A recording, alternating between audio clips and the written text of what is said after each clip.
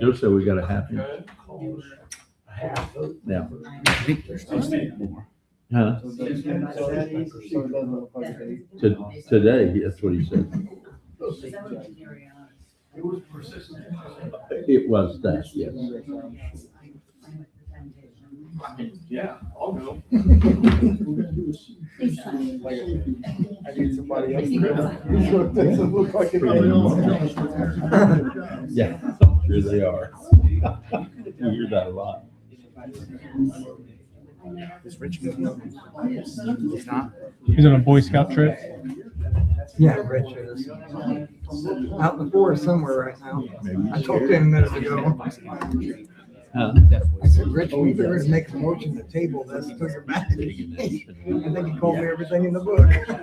Well, since Good thing his son is gone. Yeah. Yeah. I'll see what I can do. Still in there. Rick Chandler was in it forever. Keith Shopper, when I was a kid. Really? Keith was? I was in it for a year. Yeah. I was in it when I was young. I mean, I wasn't Boy Scout, but I mean, I was a Cub Scout. Short time and then sports. I got into Oh, sports yeah. and I You played can't. sports every season. But you can't do it all. Wrestling, track, and football. Yep. I wish I'd stuck with baseball past freshman year. I love Yep. baseball. Oh, my grandson. He's a freak, and he's good. I'm getting He's double. just 15 years old. I see him around the neighborhood. He's 10. Big kid for 10. Yeah, he's a monster. I see him and his sister like Yeah. the neighborhood. They're good kids. Always very well mannered. She's 11, and he's 10. That kid. Loves baseball. He can play baseball. It's fun. I love to watch Play it. baseball. I know not a lot of people like to watch it, but I love it. You ready? And his sister's a catcher Softball. on the end. That's pretty good too. She ain't as good as him, but she's pretty good. The thing in there. All right, it is 5:30. I'm going to call the June 22nd Tippin Common Council meeting to order and begin with a pledge of allegiance. I pledge allegiance to the flag of the United States of America and to the republic for which it stands, one nation under God, indivisible, with liberty and justice for all. Thank you. First item on our agenda are the minutes from the last meeting. Mr. Mayor, I move that we approve the minutes of the June 8th meeting. Second. We have a motion and a second to approve the June 8th meeting minutes as submitted. All those in favor of the motion signify by stating aye. Aye. Any opposed? Motion passes. Any amendments to the agenda this evening? Hearing none, moving to our committee reports. Being the second meeting of the month, we'll begin with Board of Works and Safety. We met today and approved 2 street closures and updated street closure requests from the Pork Festival. They re-met with the department heads and I believe the mayor, and were able to change some things so that all the department heads agreed to the new street closure application. And we also approved a short street closure intersection closure for the Tipton's 250 July 4th parade. And then we got an update from both department heads. On the fire side, there's a pretty extensive report by Chief Ogden. We're fully staffed right now. There's one that may leave, may not, but the big concern really is around medics. We have 3 full-time medics who have been covering a lot of extra shifts because we don't have enough part-time help. So I believe Chief Ogden and Mayor Keegan are going to meet and discuss what's the best path forward. Do we need to up the part-time pay? We have $38,000 left for part-time wages the rest of the year. Chief Ogden thinks that'll get us through, but we may need to look at incentive pay for firefighters. We only have 2 firefighters who are medics. Most of the firefighters, frankly, just there's no incentive enough to make them become medics. They get $5,000 extra a year, but it's pretty extensive training. So maybe need to find a way as a council to figure out how we want to address that. If we just want to throw more part-time at it or up the incentive pay for the firefighters. On the police side, the big expenditure that's coming up, well, we need new tasers. It's going to be over 70 grand for new tasers. So trying to decide, can we get a grant? Do we buy 10 and then 10 more, or 10 and 5, or how we're going to replace those? And then the other one, as you guys remember, we paid out unused PTO and vacation day to the police officers due to short staffing. It's going to be probably slightly worse this year. That request will come later, but we'll have those numbers hopefully sooner than Q1, kind of what we're looking at. Application process was closed. We got 18 applicants, which was higher than normal. 2 laterals, testing and stuff will begin soon to backfill the 3 that we're missing. The one officer that did resign agreed to come back actually part-time to help us out. He didn't have another job, I don't think, lined up. So he's coming back to help us in this transition, but we're down 3 officers right now. That's it. Very good. And to that end, I've had conversations with Chief Maddox about that vacation holiday. The plan is to have a check-in with the police department around August to first see where they're at in the vacation time, how much have they been able to take, and then forecasting what do they expect that to be, and potentially even exploring some strategies on. I don't know that we've ever purchased back days historically with the city of Tipton, but maybe there's an opportunity that exists to lessen that impact in December. The other thing we did ask for, from the fireside is we want a presentation of the council regarding the current status of EMS ALS. Are we making money? Are we breaking even? What are some risks and threats we see coming up? Things that are working, not working. So I think Captain Moss will be working on that with Chief Ogden. Very good. I assume that's dovetailed with the committee that Brad Nichols is working on. I don't know if that committee even meets anymore, to be honest. It was a new task force that was created back in March, I believe, of this year. To replace the old one? I believe, from what I understand, the focus of that task force is to think beyond 2026 on countywide EMS and best practices, even from an equipment or maybe even facilities perspective. So it's really focused on the bigger picture, improving resident care across the county. So I do think that they probably work in tandem, that there's some things that we know, acknowledge. We've only been at this for 2 years. So there's things that we can definitely improve on and we want to improve on. And then how does that help support the task force and resident care across Tipton County? The next committee to meet, Golf Course Advisory has not met, or the Partnership Initiative this month. Also haven't had the solid waste meeting this month yet. So moving to Utility Board, since Rich is absent as our Planning Commission liaison. I was unable to attend that meeting, but we will have a presentation later in the meeting. Very good. Youth Council, of course, with the school out of session, is in recess as well. So we'll be kicking that back off with the start of school, expected here in August, possibly September timeframe. Moving then through our agenda today, we have 3 public hearings scheduled. The first public hearing is an additional appropriation in edit for Resolution 2026-11. And correct me if I'm wrong, Tammy, but I believe we received the invoice for the GTRAG payment for last year, 2025, in 2026. So what we're doing is a special appropriation that you see today is actually taking funds from the cash balance that payment wasn't taken out in 2025 to make payment on last year's invoice. Is that correct?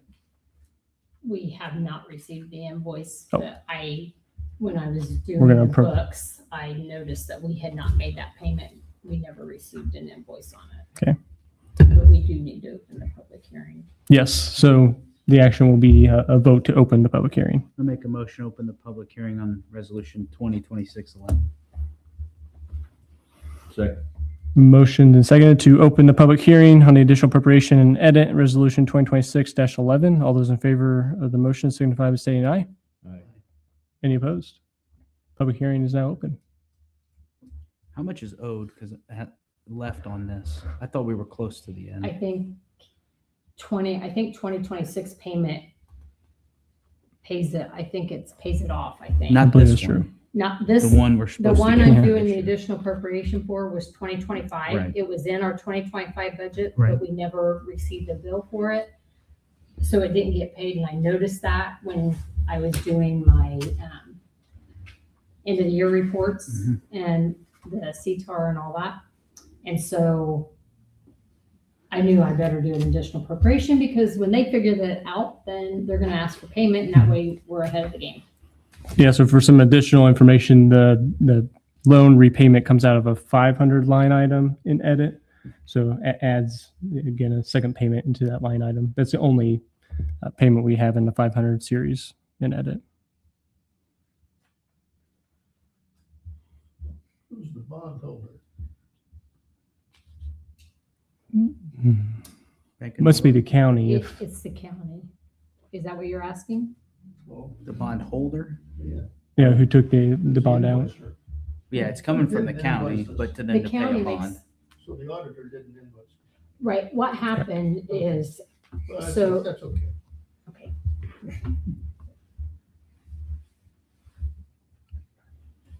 There's no public comment. Then I accept a motion to close the public hearing. So moved. Second. Motion and seconded to close the public hearing on the additional appropriation to edit resolution 2026-11. Signify by stating aye. Aye. Any opposed? Public hearing is now closed. The next, accept a motion to open a public hearing on the additional appropriation in LR&B Matching Fund Grant Fund, Resolution 2026-12. So moved. Second. We have a motion and a second to open the public hearing on the special appropriation, Resolution 2026-12. All those in favor signify by stating aye. Aye. Any opposed? Public hearing is now open. You want to offer a little context on this one? this is on the community crossings grant. When we done the budgets, I put in money for, possibility of applying for the 2025 application. What is it, 2025? Yep. 2025, no, it would be 2026 application. And we couldn't do the 2026 application. So this balance that is, I'm asking for the additional appropriation on is for the payment of 2024 and 2025 to basically, they'll be closed out by the end of the year. Yep. And that's to finish the payments on all of them. Which is West Street and East Street. Yeah. We weren't able to apply for another community crossings grant until West Street was closed out completely. Now that it will soon be closed out, we'll be able to apply for more. So the public hearing is now open.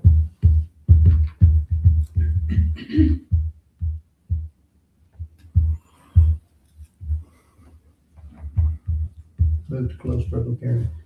Second. Motion and seconded to close the public hearing on the additional appropriation in the LR&B Matching Grant Fund, Resolution 2026-12. All those in favor of the motion signify by saying aye. Aye. Any opposed? Public hearing is now closed. Nate, did you second that? Okay, thank you.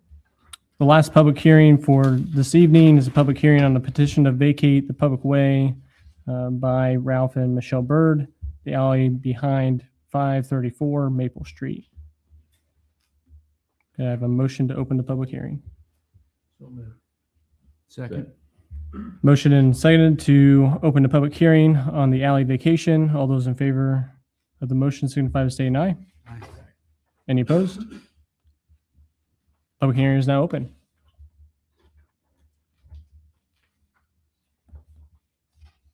Who's the petitioner here?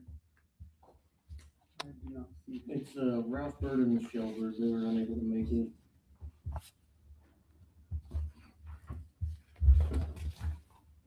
Usually we get a map.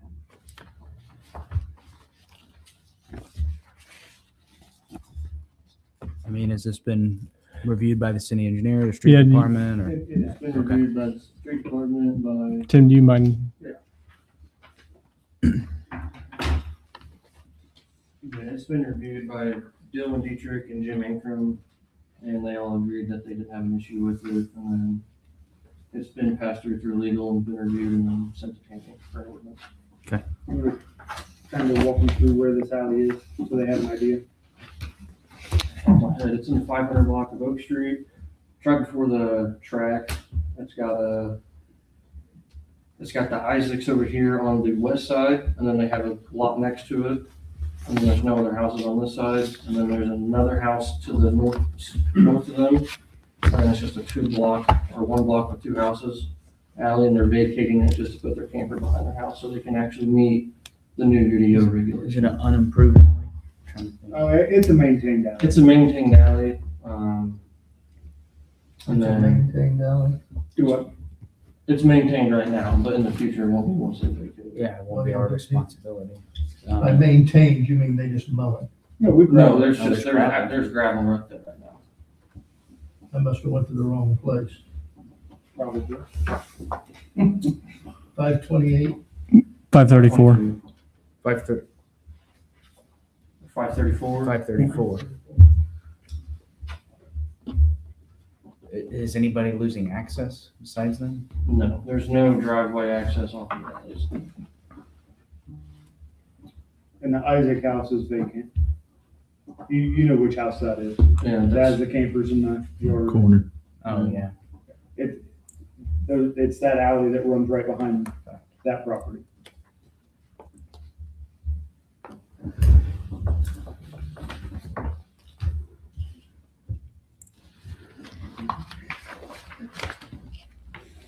Any other questions for Tim? Any other comments during public hearing? Move we close the public hearing. Second. Motion is seconded to close the public hearing on the petition to vacate the alleyway by adjacent to 534 Maple Street by Ralph and Michelle Bird. All those in favor of the motion signify by saying aye. Aye. Any opposed? Public hearing is now closed. Moving to our agenda under new business, we have the annual CF1s to present. And with that, we have Colin Huffines available to present and they'll answer any questions. Hello, everybody. So this is a similar procedure to every other year. We were just reviewing the compliance forms that have been submitted for the existing tax abatements that are active currently in the city. These are tax abatements that have already been granted in the past. This was just a statutory requirement that they have to file these compliance forms on an annual basis. So there's only 4 existing ones. They are for package right, which is a personal property tax abatement, and then 3 real property tax abatements for Peerless Properties, Tipton Senior Apartments, and Tipton Wilson Properties.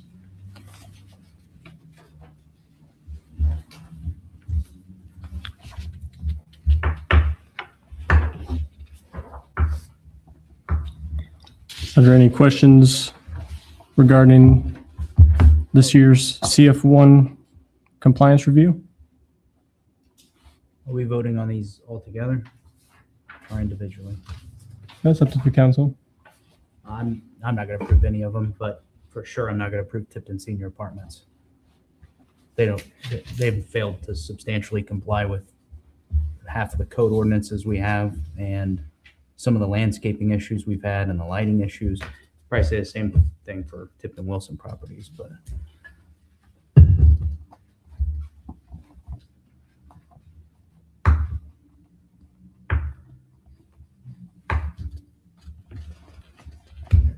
Make a motion to separate. I'll make a motion that we separate these 4 and vote on them separate. I don't think that would need a motion. I would just make a motion to approve which one you want to move forward to vote.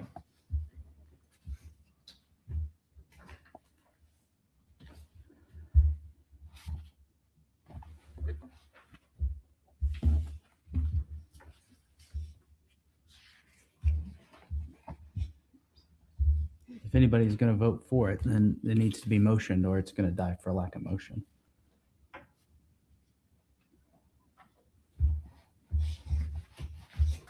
okay, what order are you taking these in? That's the first thing we got.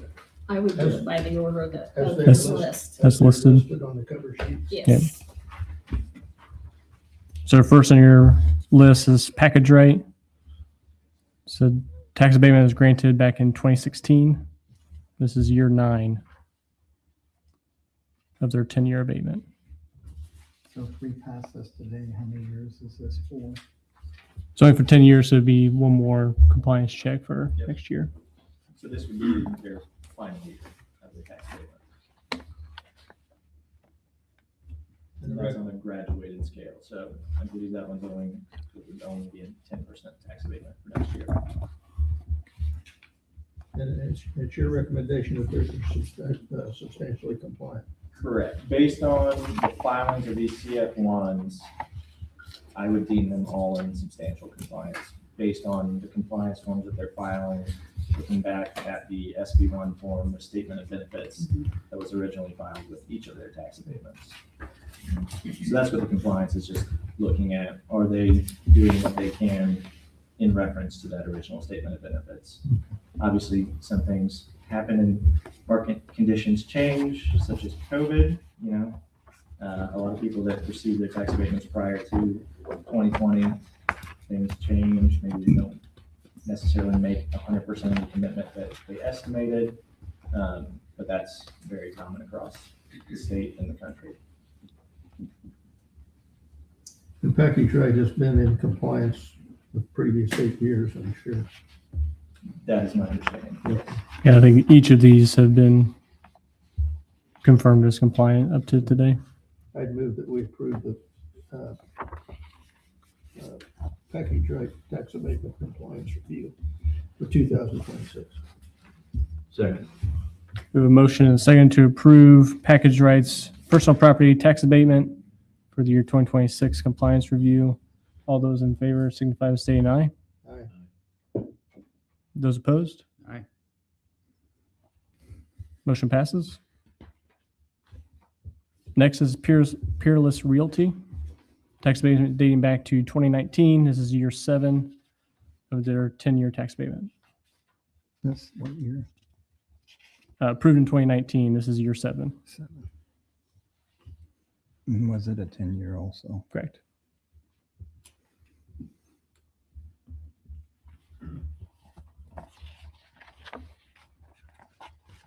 I move we approve the tax abatement for Peerless. The CF1. Yeah, Yes. we've already approved. Do you have a second to a motion? Second. We have a motion and a second to approve the real property tax abatement CF1 compliance review for Peerless Realty.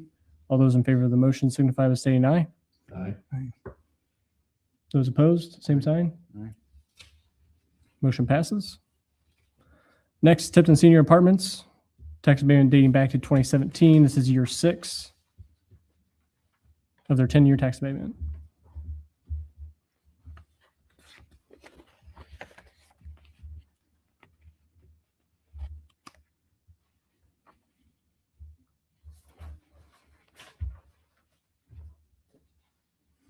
You were saying they've been out of compliance a lot.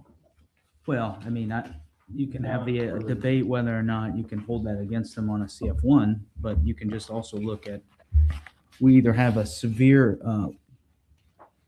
it's only one of a few things. They said it was going to cost 7.6 million to build, but it's assessed at 1.6. Take that at what you will. There's a disconnect somewhere. And that's not to mention all the problems we've had with that property. So yes, it's a privilege that you get a tax abatement, not a right. And if you don't want to be a community partner, why would I want you to pay less in tax? You're not helping out at all. So that's my problem with that property. And the assessments don't always line up exactly with what the investment. Agreed, but $6 million, that's a huge, so there's just such a disconnect there that we've talked about, I think, for 20 years. I just don't get how you get there. And it might not even be their fault. I'm not saying it's their fault. Mhm. There's a problem. And so the tax abatement's only going to be applied to the incremental increase Right. in the assessed value. So it's not going to be applied to the investment numbers. It'll only be applied to whatever's created assessed value wise. Right. But when you are presented a project, and again, it's not all TWG's fault, that, hey, this is going to cost $8 million, you're going to get $8 million worth of assessed value, and then the assessed value is 1.6. Oh, we thought we were going to get X in property tax revenue, and we didn't. It's either it's a problem with them, or it's a problem with our assessments and the way we do commercial assessments. I don't know, but there's a problem. I think as we've discussed moving forward, one thing that we've seen other communities be successful at is getting a minimum taxpayer obligation. Yeah. So that would help in the future, because this problem isn't exclusive to this development. Right. There's other properties across the city that are challenged in this way. So that would help us from a contractual basis curb that.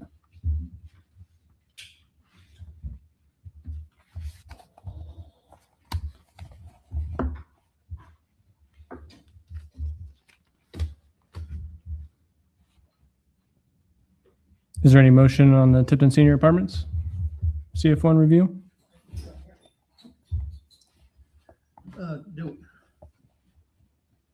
Nate, do you think we ought to take action? Correct me if I'm wrong, Mayor, but did you have a discussion with them when we were having problems like, hey, this tax abatement it's not a set in stone if you don't want to help fix your property? That would have been before last year's review. There was a conversation that this is an upcoming agenda item, and we would make sure the property was in, from a maintenance perspective, in proper care. I know that we've been called out there this year. I don't know the status of any of that. Here when they had the roof leaking. Yes, please. I mean, just for reference, it took them over a year to fix a single light pole. It was out by the road. I got called out shortly after I got hired as building commissioner from a resident. They've been dealing with the roof leak problem since 2023, I think. I went out there and saw it. It was pretty bad. Fire department's been called out there. They had water coming out of their smoke detectors. I've had photos coming out of their HVAC vents. I've been up there rear-end constantly about this, and they have not been compliant with what I've asked them to remediate. They probably have mold in their attic space with all their insulation. There's probably electrical damage all through the building. They don't seem to want to fix anything that I asked them to. That's where I'm at with them. They say they will, and then I follow up within 30 days. No progress has been made. But that's my experience with them.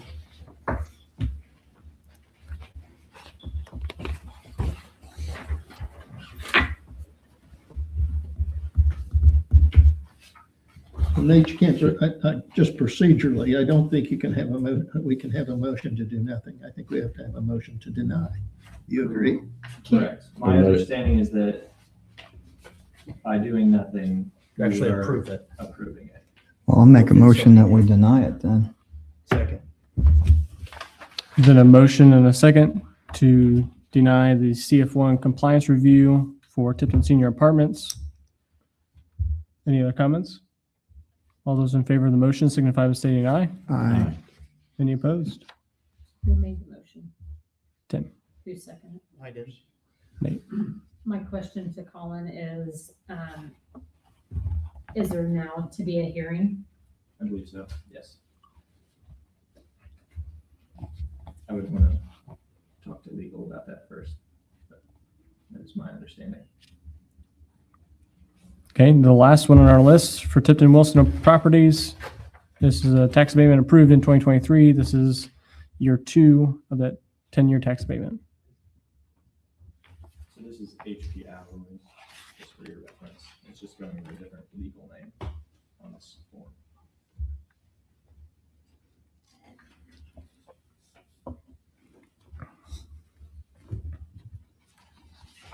Is it a 10-year?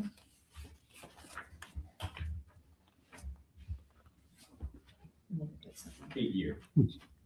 8 year. 8-year, sorry, I assumed that was 10-year apart. 8-year tax abatement.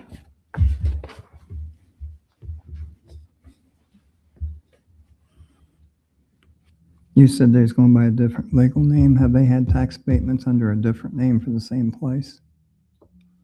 No, so it was just filed under a different legal name for the real estate, Okay. but it is under new ownership, so not that affects the filing in any way. It's Right. just for reference. Nate, what concerns did you have earlier on this one? Any? Just the complaints we got from neighbors. I mean, Was it from the the old drainage. owners? I or- don't know if the berm is ever finished from a planning perspective. I don't know if they actually put the landscaping they were supposed to in. They didn't for a while, so. I believe that the new owners are aware of that, and I believe that they're working to resolve those concerns. But I don't think that they were aware of whether or not that was part of this or not. And I don't believe it to be. From a resident, the mayor was brought a landscape plan that they weren't following previously, the previous owners. I reached out to the new president. They've actually been very responsive. They just asked for the landscape plan. They saw it. They really liked the idea. They're going to implement it. They just asked that we work with them because they're thinking of adding an office space, like a new structure to the building in addition. And they're going to add a fence and landscaping as well, from the understanding I've had from Donnell Myron, one of the new CEOs. That's all the information I've got. I'm still waiting for further action. So from the new owners, they've been really compliant with you and They've been- willing to work on it. Yeah, they've been compliant, they've been responsive, and they seem to be actually putting up another buffer besides the landscaping, along with the fence, which I will require, according to the UDO, an actual visual buffer with the fence as well, which is like a screening or some kind of mesh. That'll better protect that from the residents of the community. So those conversations have been had in the last 30 days. It's good. So that fencing will be on the south end of the entire property. Yes, and. And what about, And landscaping as well. what about the, water that, are they gonna do anything with the water that stands down in the, Well, I think they've I stopped it haven't- now with fish. I haven't looked at the actual infrastructure plans, but what I've been told is it's designed like that to be a dry retention pond. So it's gonna hold some water and then it's gonna naturally just, well, I know they put the retention pond in, mhm. but then over by Wilson Street on the south, southeast corner, water still ponds there. Okay. I'm unaware of that, but Yeah. I don't have any doubt with having discussions with the president, they take care of the issue. Yeah. In my previous experience with them. Is there a deadline on doing this? There's no deadline on doing this tonight, is there? 45 days 45 days, yeah. 45 days from when? From the when those Proceed. filed, yeah. If we do nothing, they're considered approved. Well, you know, you've got a problem with it, and you have plans on record that the business was committed to. And you do it tonight, you've lost all leverage. Well, those were the previous owners, and we weren't using that as leverage on No, this. no, No. no, but I would. And, you know, it doesn't go with the owner, it goes with the property, right? Correct. Just a thought. But I do believe that once the new owners were made aware of it, they were more than receptive to actually putting in that work. They responded within 24 hours of my email. So most of the problems we've had has been with the last previous owner. Previous owners, correct. Any more questions for me? We'll find some. Okay.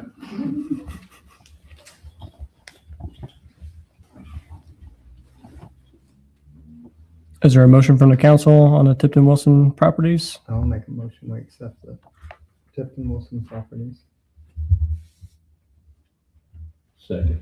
There's been a motion and a second to approve the CF1 compliance review for 2026 for the Tipton Wilson properties. All those in favor of the motion signify by stating Point of discussion. discussion, please. If it passes, it's on you two guys. Well, they got next year. They got the next 5 years. 6 years, sorry. That's all I got. There's been a motion and a second.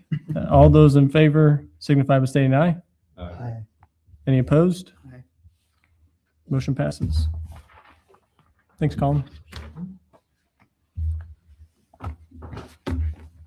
No items under old business for mayor's report. Just some discussion points, some follow-ups as we continue to close out the public safety renovations, public safety building renovations rather. Also, progress continues to be made at the baseball diamonds, though rather slow with the recent rains. That project continues to meet the timeline expectations. We're looking at a time in September when it'll be substantially complete. So we'll continue to monitor that. We're also eyeing and likely going to start planning for our next CCMG application. It's going to be a continuation. I think I spoke at this at the last council meeting, but as a reminder, continuing that progress up Independence to try to work toward the intersection of Independence and Madison. With that, moving to the resolutions and ordinances section of our agenda. The first, going back to our first public hearing, Resolution 2026-11, a resolution on the additional appropriation and edit. I move we approve resolution 2026-11. Second. We have a motion and a second to approve Resolution 2026-11. All those in favor of the motion signify by saying aye. Aye. Any opposed? Motion passes. Next is Resolution 2026-12, a resolution on an additional appropriation in the local road and bridge matching grant fund. Make a motion to approve resolution 2026-12. Second. There's been a motion and a second to approve Resolution 2026-12. All those in favor of the motion signify by saying aye. Aye. Any opposed? Motion passes. Next then up is ordinance 2026-02, ordinance to adjust the city water rates and charges for the city of Tipton East water service area. And I think with that, invite utility manager Jim Ankrum and Crone Associates. Thank you. Got a few handouts. There you go.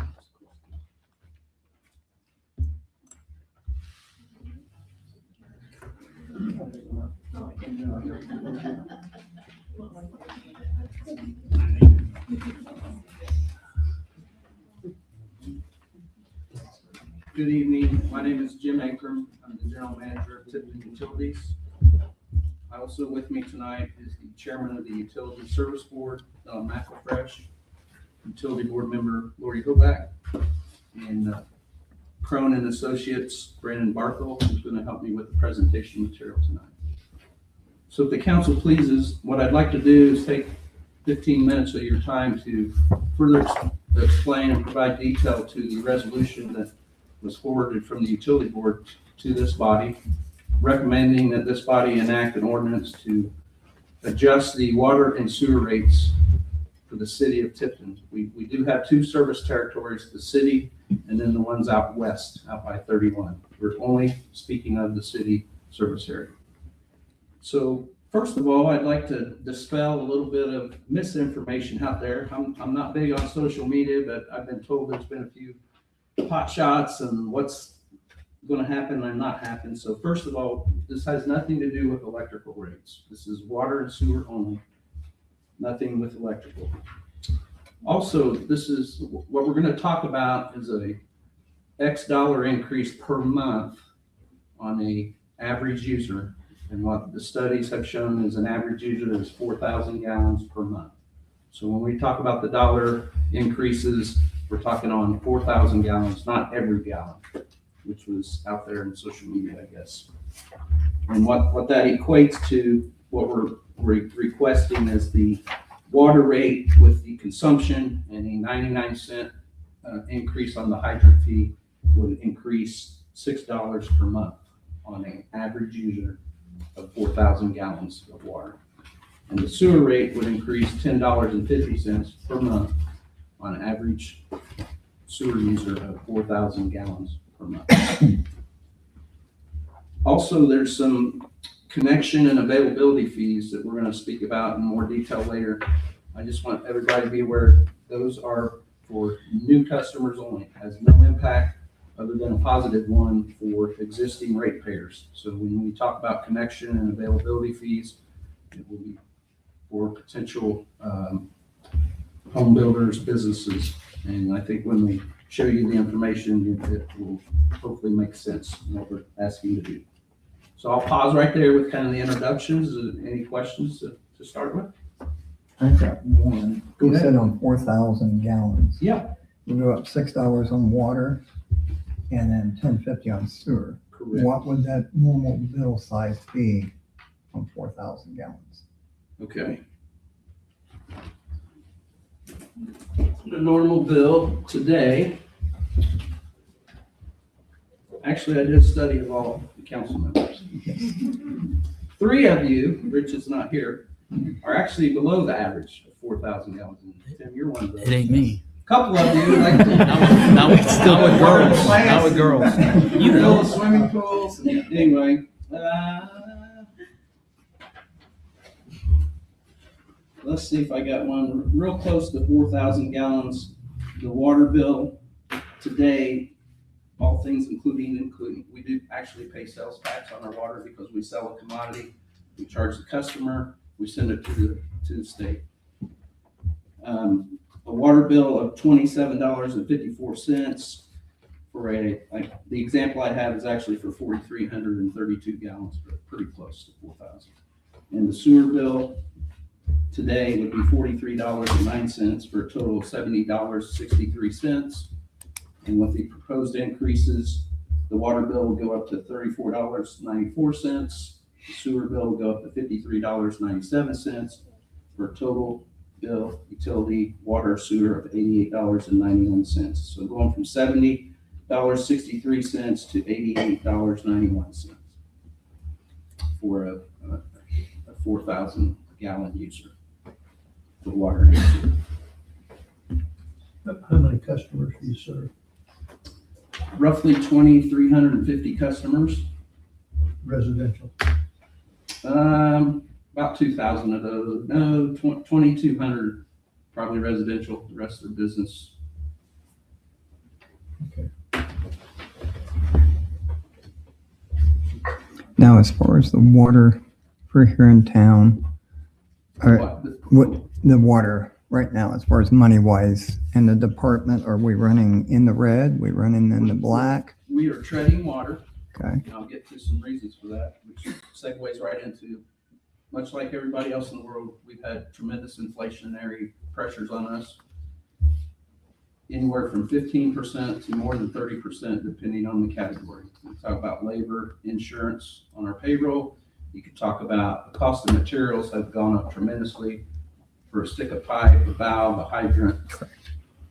So that's part of the pressures we have. The other part of it is we made significant investments in some of our 70-year-old infrastructure in place. So we talked about the East and West Street projects. Well, Tipton Utilities kicked in over $500,000 to support those projects with water line replacements, some sewer work on both projects. And best we can tell, we're probably looking at over $1 million investment if we would participate with the Jefferson Street project. And I think everybody here would agree, we're going to tear up a road and there's water lines nearby that are 70 years old. That's the time to replace them. We want to put a new road in, and you could see spots on Jefferson Street right now where there's been leaks and we've had to dig it down and fix them. And we're going to hopefully that rate increase would support us, the utility, being able to. So if we stay where we're at, we're going to end up in the hole before this is over. We're trading water now and we're going to get behind. And I think when we get to the charts, you'll see maybe part of the reason we're behind is we're on the ultra low end things right now with our rates. So That's my other question. Where are we at compared to other counties around us? I'll get to that shortly. Okay. Yep. And then why are we doing it now? I just mentioned several reasons, but another reason, about a year ago, I received a study from a firm called Baker Tilly. They do the same kind of stuff that Brandon and his company does, but in a much bigger, broader way.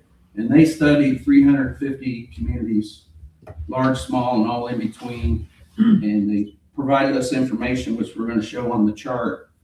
But I provided that to the utility board, and that further substantiated that our rates were below market. And that encouraged the utility board to activate a formal study that Brandon and Cronin Associates did last fall. And Brandon's going to go through some of those numbers here in a minute. So that this rate increase started over a year ago. We did the study. We had the same information we're going to provide tonight at the November 17th utility board meeting. And that further, I think, emboldened the utility board saying now's the time to do it. We got to spring and said, let's put the wheels in motion. I think at our June 1st utility board meeting, we approved the resolution recommending to you guys to do this. The other thing I failed to mention is you might remember 2 years ago, we had a cybersecurity breach. And luckily we weren't hurt, but it did expose some challenges we had in the system. So we invested, I want to say over $30,000 at that point in time just to make some immediate fixes, including added some fiber optic lines to give us better security. And with those fiber optic lines now comes increased telephone bills. So, just one more inflationary item, and we don't foresee that one going away anytime soon. In fact, there'll probably be other challenges in the future. We want to be able to take care of those. So the utility board absorbs all that information. They thoughtfully think about it, and they make the recommendation here. When was our last increase, Jim? Glad you asked, Mr. Richard. So the last water increase was 6 years ago, and the last sewer increase was 11 years ago. That's what I thought. So let's go to the charts. That's the handout I gave to everybody just to show you where we currently are. This is the water bill comparison. And you can see even with the proposed water increase to get us up to the $26 on consumption, we're still in the lower quartile of, what I would call our closer neighbors.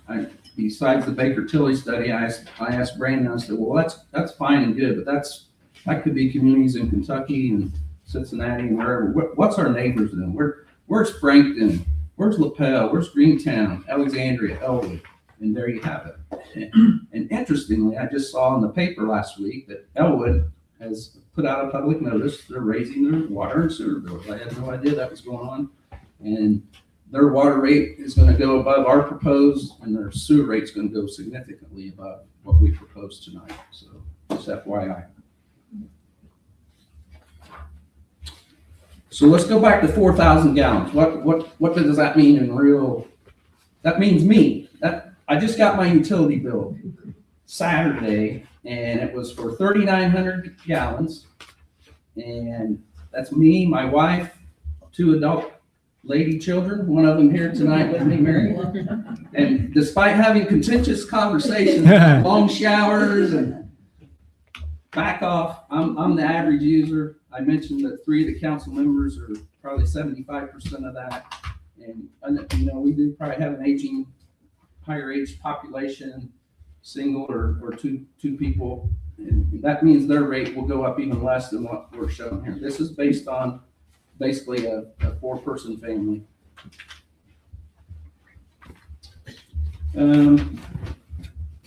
I would also just point out that the proposed water rate is 21% below the Baker Tilly study, which also showed that we were completely below market. And if you go to just pick a midpoint, it's about $44, $45. If you go halfway up the chart there, we're 72% below that with the proposed rate increase. I'm going to go to the next slide. And sewer shows we're a little better positioned with our sewer. Not today, but with the proposed rate. And again, that puts us right on top of the Baker Tilly study within 50 cents. And it's still about 17% lower than the midpoint. So On that chart, is Elwood the only one getting ready to do an increase on that chart? that's the old Elwood rate. That's the current Elwood Right. rate. It's not their sewer rate's getting ready to go, was it $70 a month? Is any of them other towns going up too? I know LaPel's got a lot going on their water side, and I know Cicero's completing a $30 million project right now on the wastewater side, but I don't know how they're funding that. But you know, if you don't do anything, you end up down here and then you have a 150, 200% increase. I know none of us, I'm a payer as well. We don't like to pay more, but that's just the world we live in. And the longer you wait, the worse the pain's going to be. So.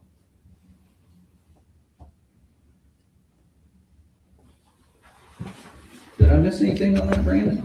Any other questions on the chart? So Brandon's going to dig in even deeper on the numbers and how we arrived at going from X position to Y position on both rates.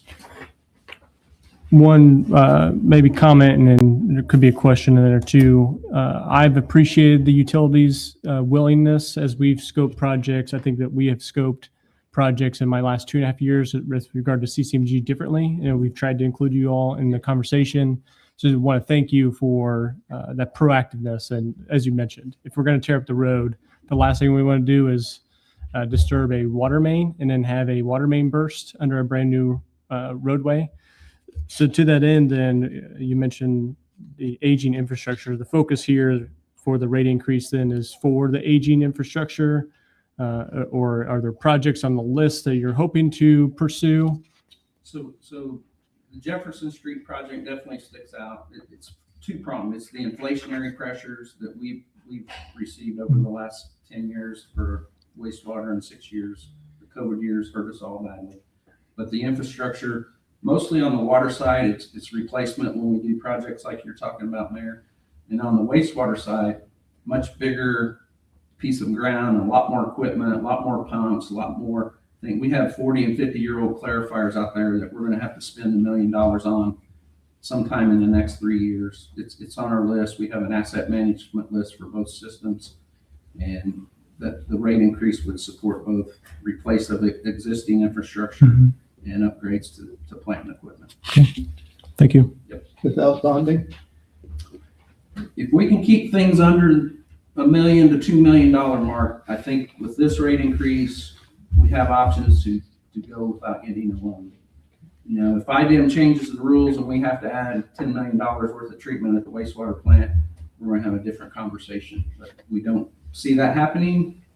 We don't plan for that to happen, but it's always out there.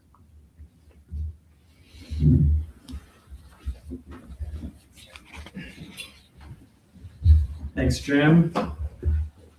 Again, I'm Brandon Barkle with OW Cronin Associates. Work with municipal utilities all around the state of Indiana, particularly here in Tipton, water, sewer, and electric.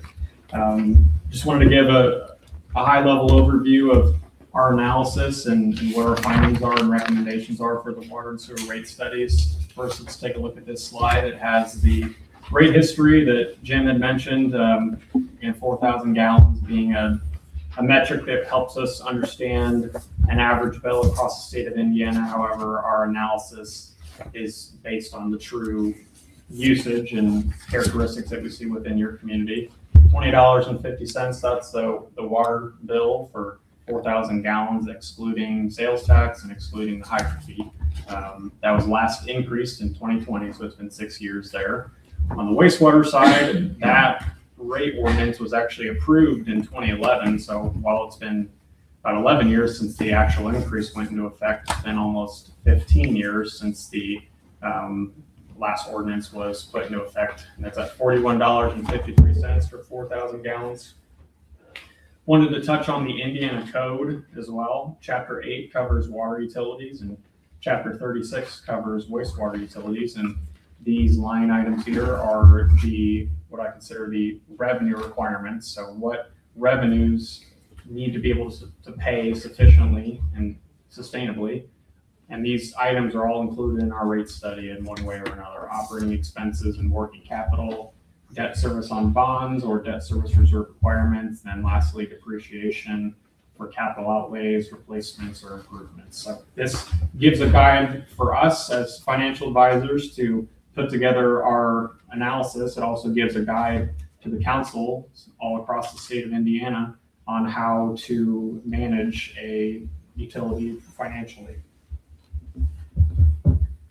Per our rate studies, we have seen changes in operating costs over the last 5 to 10 years across both utilities. On the water, we're going to recommend increases to provide allowances for operating expenses, depreciation, and working capital. Again, the proposed rate is listed there at $26. And we're also creating recommendations for availability fees at or below market rates. We'll show another chart here shortly that'll explain that. The availability fees are currently at $250, and that's going to be for both utilities. So this would be an increase for capacity. They're also called capacity fees or system development charges. Those will be other terms you might hear other communities use. And that's going to be for future connections only to buy into the existing infrastructure that exists today. The connection fees, on the other hand, for water specifically, looked at those, talked with the USB and Jim Ankrum, and they believe that those were sufficient, so no change there. And on the wastewater, we have operating and depreciation funding. The wastewater utility also has bonds outstanding, so we needed to take that into consideration. And the proposed rate there is $52.02 for 4,000 gallons. This also includes wholesale treatment charges to Sharpsville and Kempton. They were included in the study. And then we have recommendations for availability fees and connection fees on the wastewater utility. To talk more about availability fees, here is a comparison with some other communities nearby in the state. Again, this is a future customer's buy-in to the existing plant. So it only is going to benefit the current customers who have paid for the existing plant that we all use here today.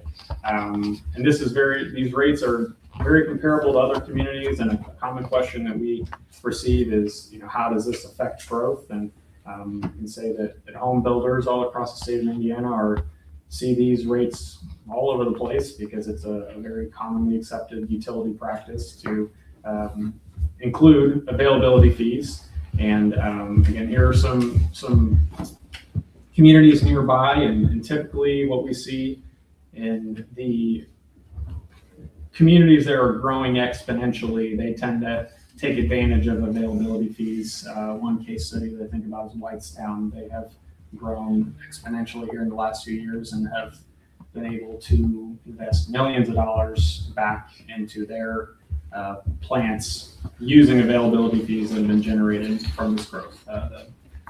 The phrase that you might hear other communities use is growth pays for growth. So that's basically what the availabilities are designed for.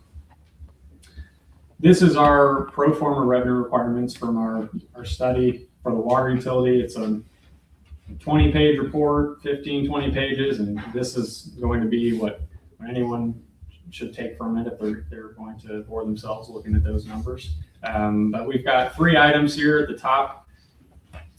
Operating disbursements, that would be our recommendation for the operating budget for the utility. This is not the same as the city budget. The city budget is a required process through DLGF, whereas with the utilities, any rate-making abilities, that's going to fall in the hands of the council.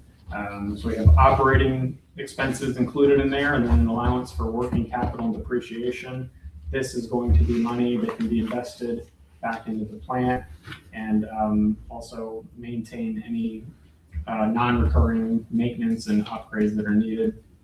I wanted to note that the 2010 bonds were recently paid off at the beginning of the year in 2025, so that is excluded from the analysis. And I do like to note when we look at where the rates were and where they're likely to head, and based on our recommendation, that monthly bill is a change of about 90 cents a year. If the council had increased the rate every year by 90 cents, you'd be right to where you're at now. Some communities may go 20 years without a rate increase. Some may look at their rates every 2 years. It just kind of depends on what is needed for those utilities. But it's when you have large increases dollar-wise, I do like to put into perspective, what the change is over the period of time that we're looking at. For the wastewater utility, the line items are generally the same. Operating expenses, we have there $1,668,000 based on our study. And then debt service on outstanding and proposed bonds, we currently have $334,000 bond payment at 0% interest. That is included in our model.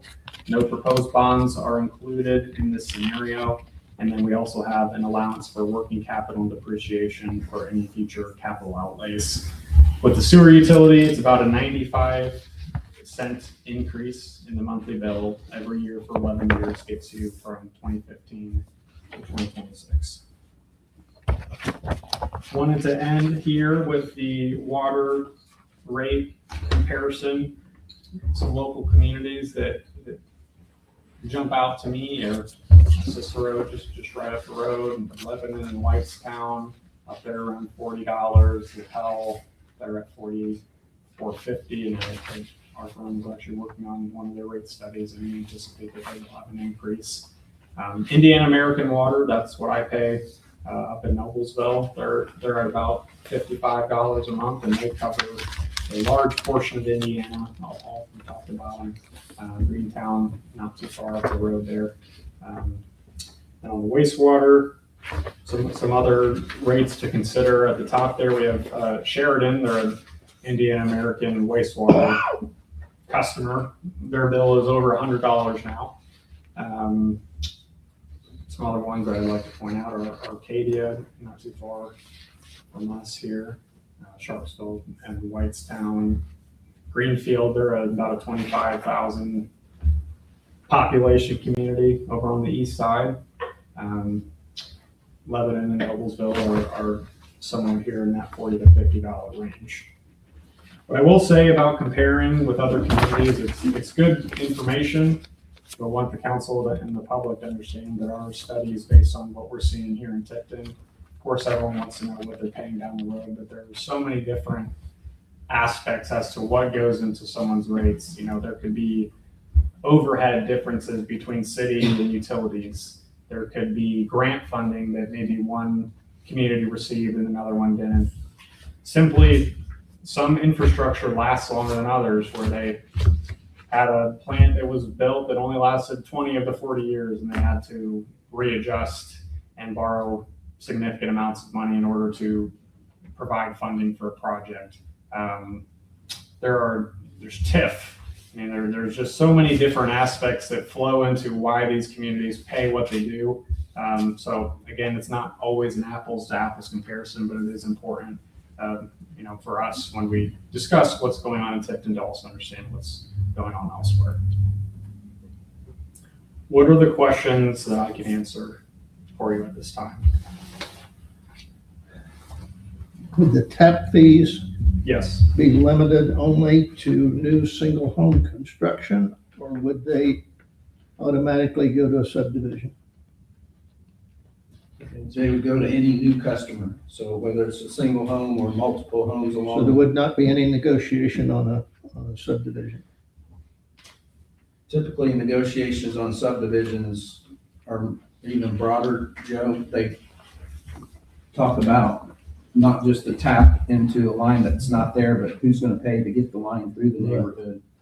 So typically, those conversations drive things up and not down. Well, I know, and this used to be a plan commission item. And they were, at that time, they were just called impact fees. Then I think they just distributed them. However, the plan commission thought that the impact was, and so.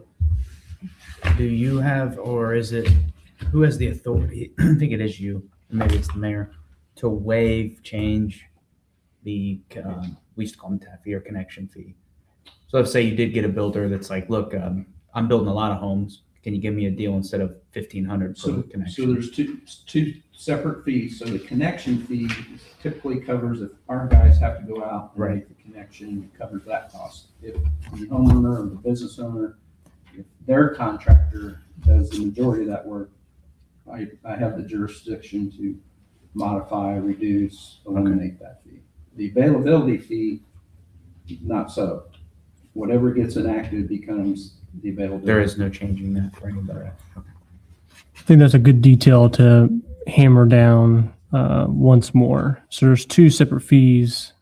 One's availability. It's a prospective developer in this example who wants to bring homes and secure their usage within your system so that they don't, I suppose, lose their accessibility to that gallons per day. As they mature their plan and idea. Yes, and look at it as an investment fee that the rest of the ratepayers have already paid. This is their entry fee to use facilities that are already in place. Okay. And then the connection fee is simply that, their Actually, physical connection into your infrastructure from their home or business or. Is it safe to say, Jim, at the current rate of $250, every time we put in TMU has to go connect a new home or business to our existing infrastructure, we're probably losing money in material and labor. correct. So we highly encourage the builder's contractor to do that work because we can't make it up at $250. The water side at $13.50 is still reasonable. That's why we propose no change to it. I have a few just more comments, I guess. Correct me if I'm wrong, Jim, because I was adjacently listening to the issues with this project. How old is the wastewater main that runs along Deal Street? That for some reason we can't get a car wash because it's in such bad shape. Oh, okay. So that actually runs cattywampus through the property where the old car wash was, goes south and east to Deal Street. So it's not actually Deal Street, Right. which is Just functioning. anyway. It's a 16-inch line.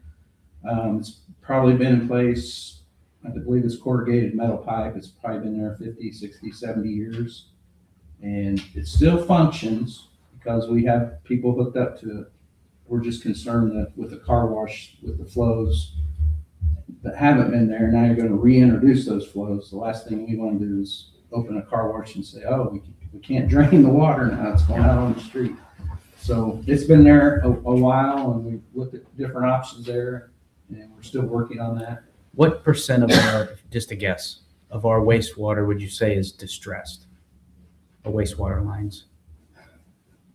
Everything in the ground has some distress. It's either corrugated metal or it's old clay. Mhm. Some of it could have been old farm tiles at some point that were converted.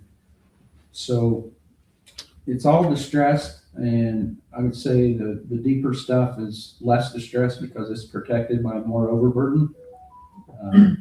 We don't have very often calls about distresses in our sewers, but we sometimes monthly, sometimes 3 times a month have water leaks because of the old cast iron pipe. Yeah.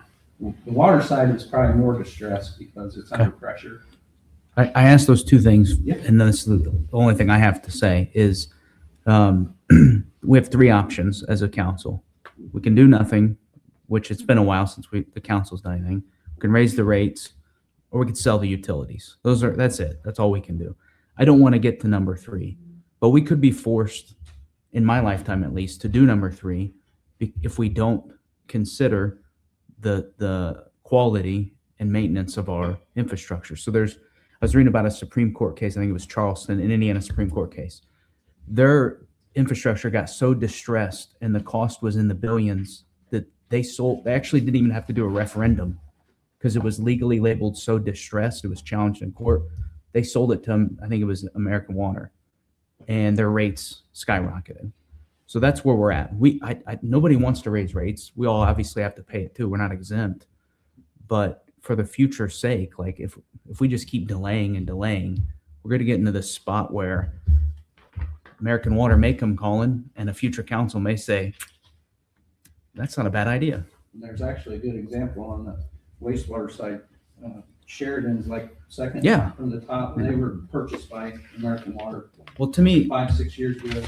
I know this is State representative candidate, state senate candidate, Yeah, I live there. lives in Sheridan. She knows the pain. What's its value?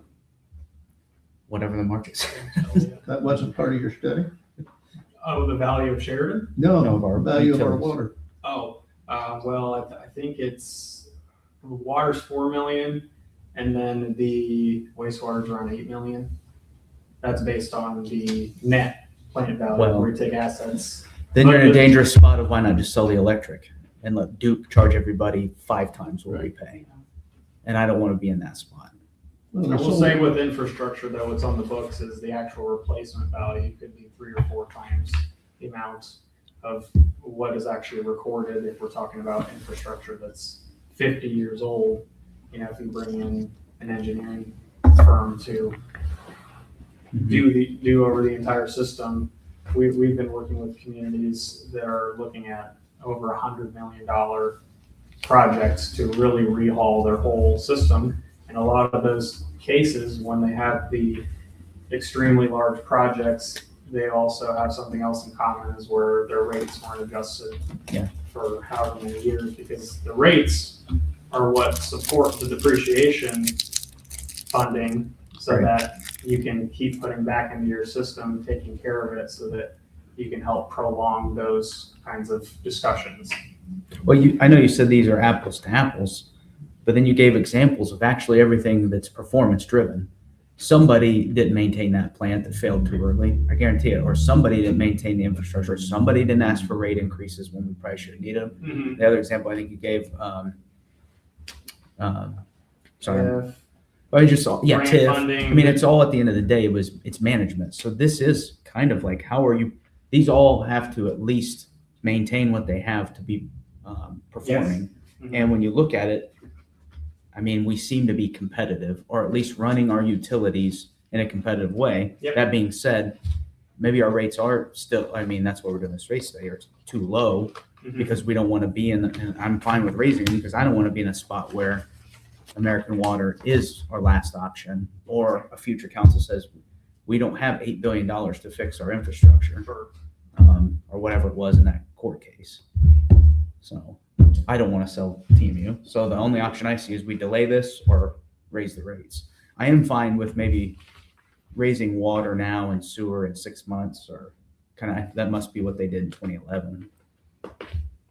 In 2011, there was a multiple phase approach. So that last phase that kicked in was January of 2015. So then that would Delayed it, phased it 4 years. it must have been, I think it was a 3-phase. I just meant so that people don't get hit with that's $6 on average and a $10 on average, or whatever it was. Mhm. I know that seems small, but to some people that's probably a lot, Mhm. and gives them more time to figure out budget wise if they're on fixed income.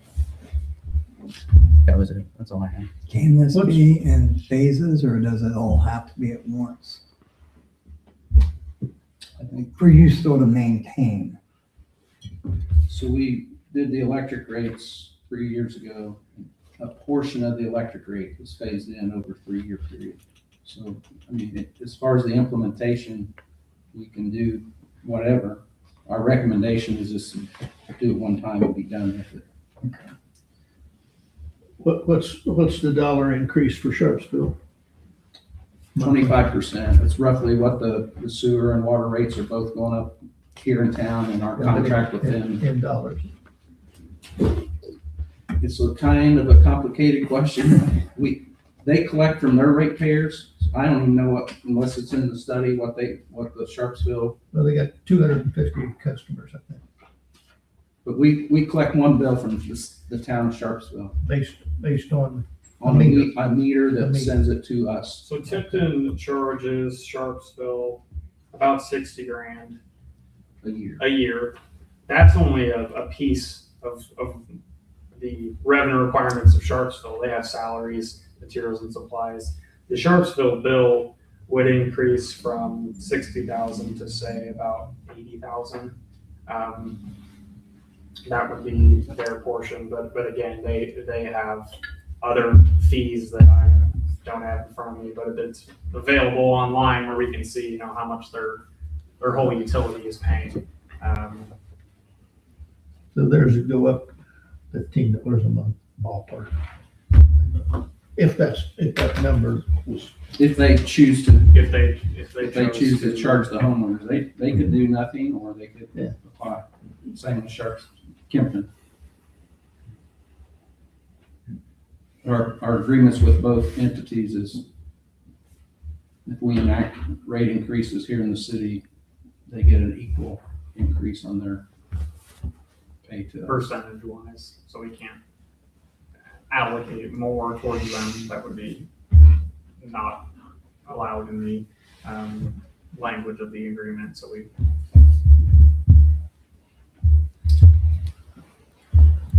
Any further questions for Brandon or Jim? Okay, thank you. I would make one note, just for procedurally, we had a question that we then asked of Steve Unger, Bozeman, Kenny Evans. Information actually I learned. So an ordinance does, we have conducted 2 votes, a first reading and a second reading.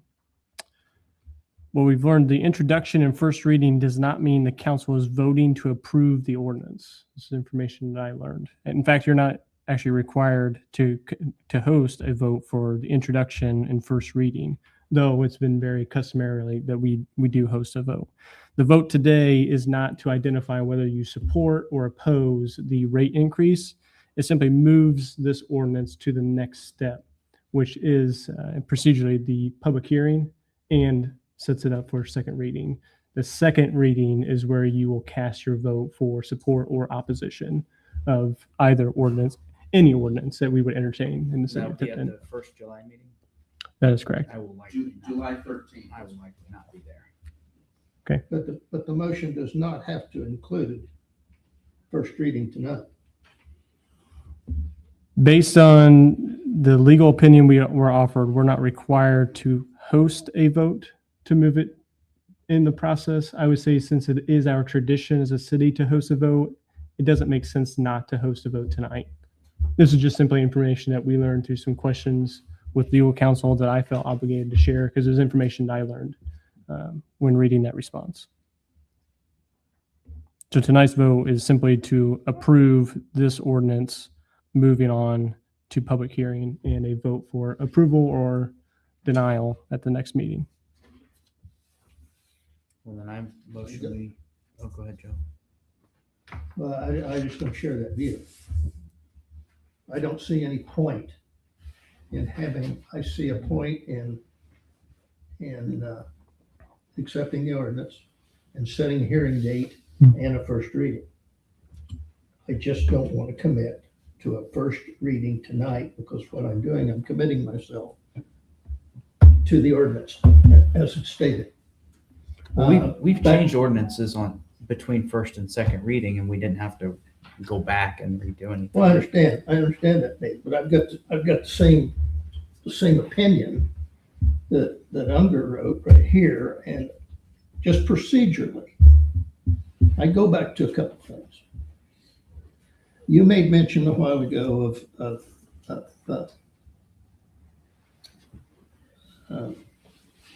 the responsibility of the council. 15 years ago, the council opted out of IURC, and Don Havens sat on there, and the vote was 4-1, and he was the one. And he said, who represents the ratepayer?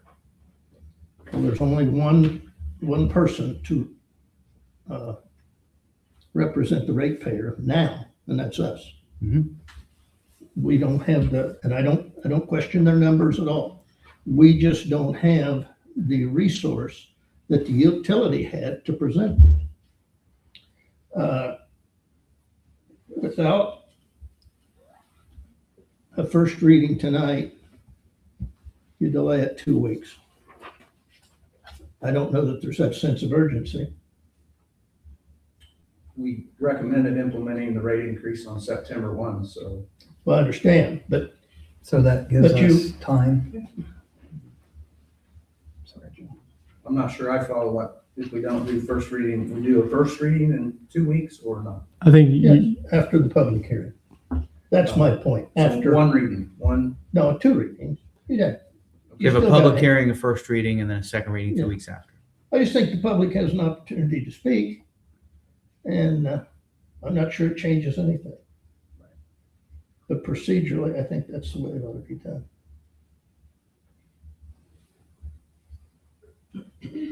Sounds There fine. can't be a sense of urgency, because You wouldn't collect it for a while. Well, Right. Crown was hired in November, made their presentation in June, there's 8 months.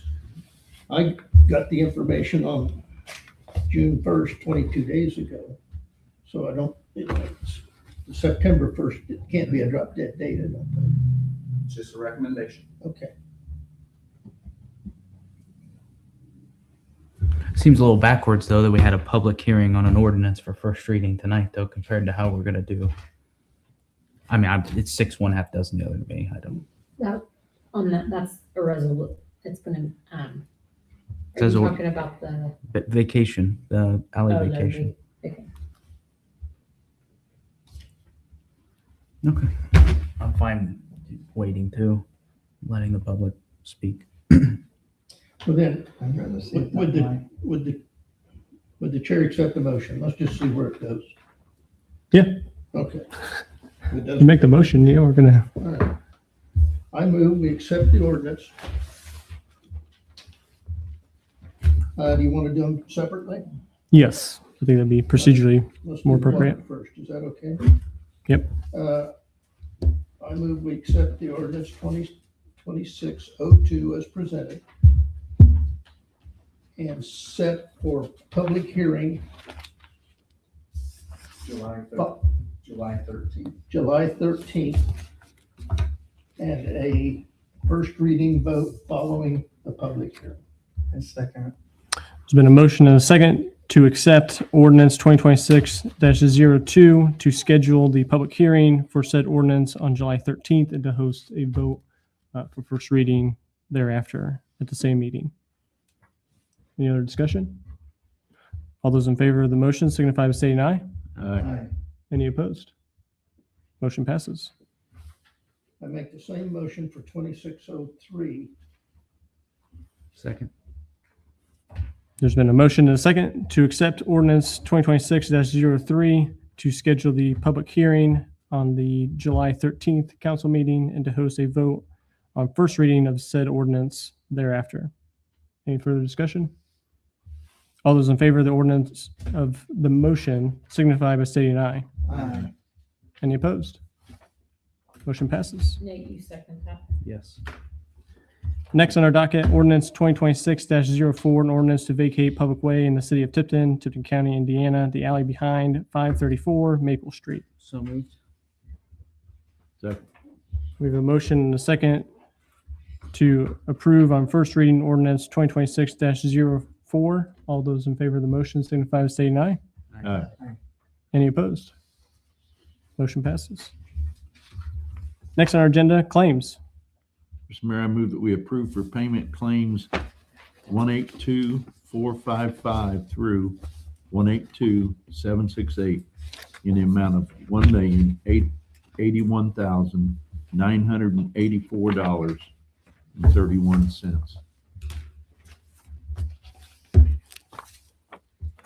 Second. There's been a motion and a second to approve claims this evening. Any discussion? All those in favor of the motion signify by stating aye. Aye. Any opposed? Motion passes. The one request I would ask of the council, we do have a claim that will be required to pay is for the SRO Durango.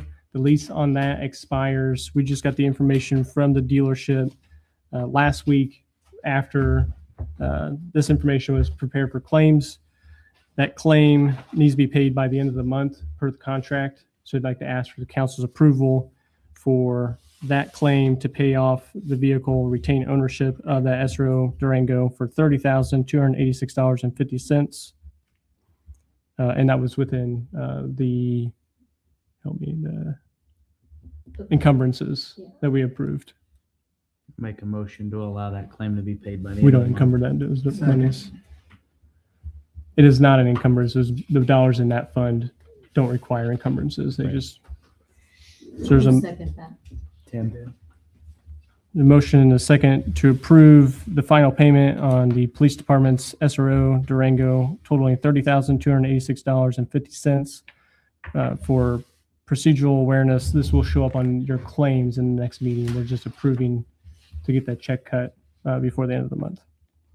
All those in favor of the motion signify by saying aye. Aye. Any opposed? Motion passes. Last on our agenda are petitions, comments, and memorials.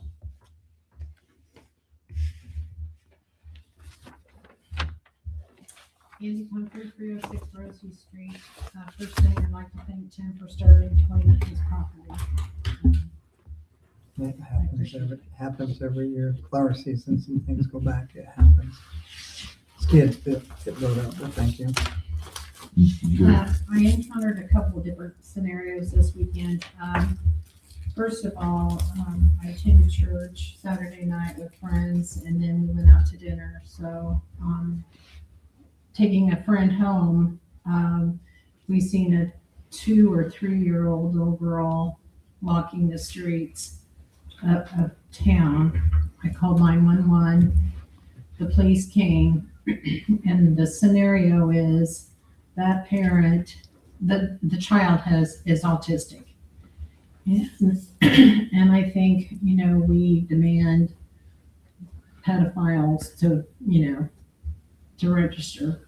Why can't we ask or put something in place for parents to register with our 911, police, whomever, so that they can be more aware of kids in the area and the community like that, because those parents have a real challenge dealing with their autistic kids.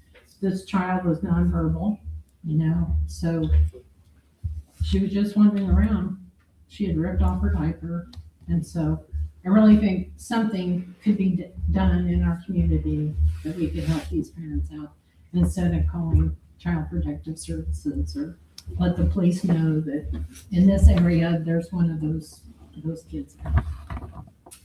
And then secondly, I volunteer at food pantries, and in Kokomo, my daughter and I go every week and buy food, and she said, well, there's so-and-so. I don't even remember who she said. So the issue in our community is we've got homeless people, right? So I suggest, instead of the police just running them off, which I know they need to do, they need to control it, but maybe get in contact with the ministerial association, and each church maybe take a month. So if the police finds these people homeless, we can get them some clean water, get them some food or something. We don't have housing for it, and I'm not asking for housing. I'm just asking that we help these people in a loving, giving way. So that's all I have. Yeah. I know that the Ministerial Association has been very helpful in a couple instances, even since I've had the opportunity to be mayor. So I think that's a good point, that they do provide a tremendous service. They usually talk about it every year at the National Day of Prayer. So if you are capable of supporting that organization, they do a fantastic community service in situations like this. And I agree, Andy, that they're a great resource.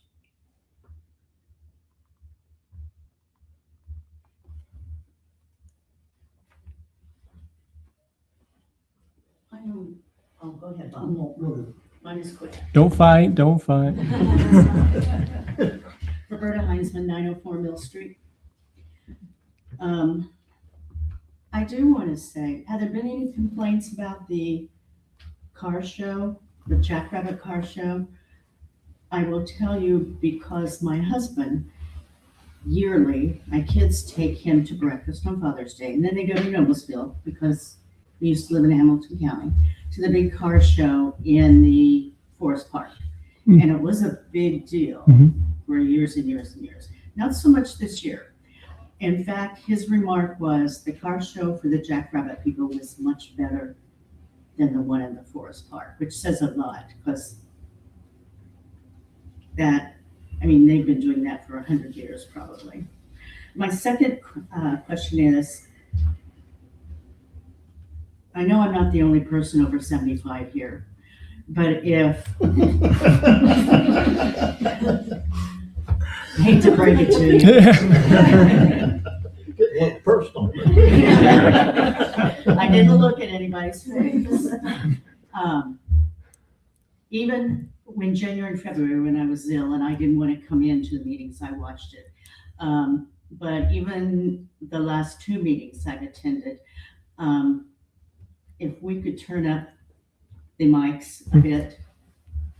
I mean, I know you think you're talking loud enough, but if you're in that back row, it's not so hot. And,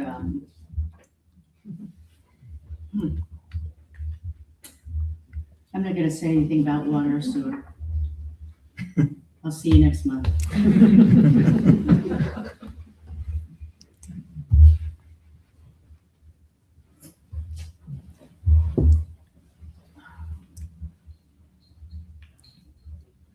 Thank you, Mr. Mayor. Bob Edinger Tipton. I would just like to thank someone in attendance of our meeting tonight who intends to hopefully make Tipton County a better place by getting into our state senate, and I'm referring to Kirsten Finch. Thank you for being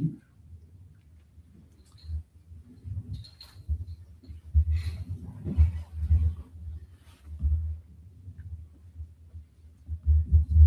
Hearing nothing else? I move we adjourn. I've got a question.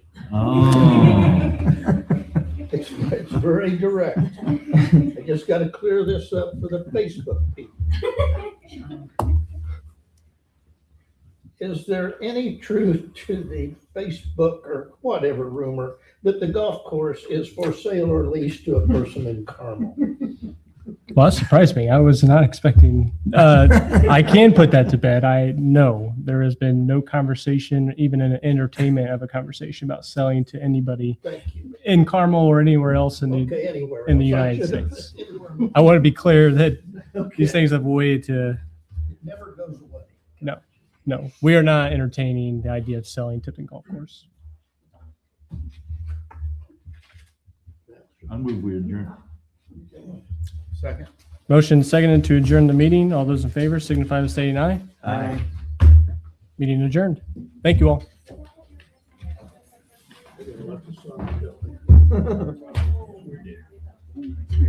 I like to. See ya. Yeah.